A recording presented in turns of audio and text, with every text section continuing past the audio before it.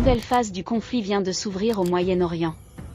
Et cette fois, ce ne sont plus des frappes isolées, ni des opérations dans l'ombre.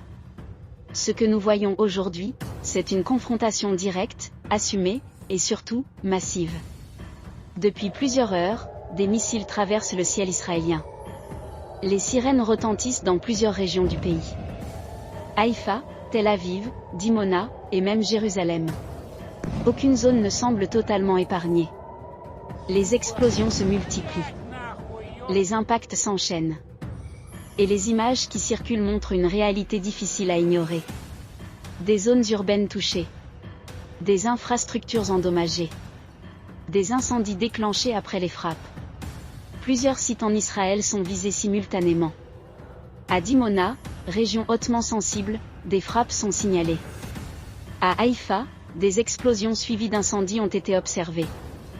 À Tel Aviv, cœur économique du pays, des impacts ont été confirmés.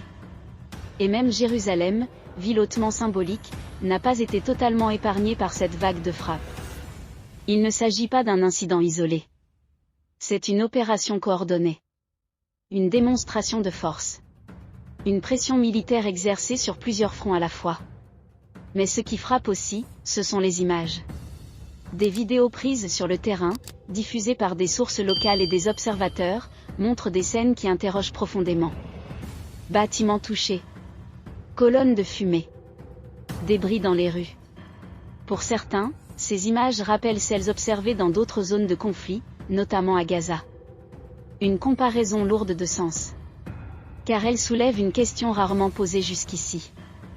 Israël est-il encore un territoire intouchable ? Pendant des années, l'image d'Israël a été celle d'un État protégé, doté de systèmes de défense parmi les plus avancés au monde. Une capacité à intercepter les menaces, à contenir les attaques, à maintenir un niveau de sécurité élevé. Mais les frappes actuelles viennent bousculer cette perception. Les systèmes de défense interceptent une partie des missiles. Mais pas tous. Certains passent. Et ces impacts changent la lecture de la situation. Ils montrent que même les dispositifs les plus avancés peuvent être mis sous pression. Ils montrent que la sécurité absolue n'existe pas.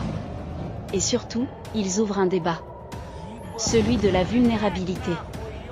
Mais au-delà d'Israël, une autre question émerge. Celle du rôle des États-Unis.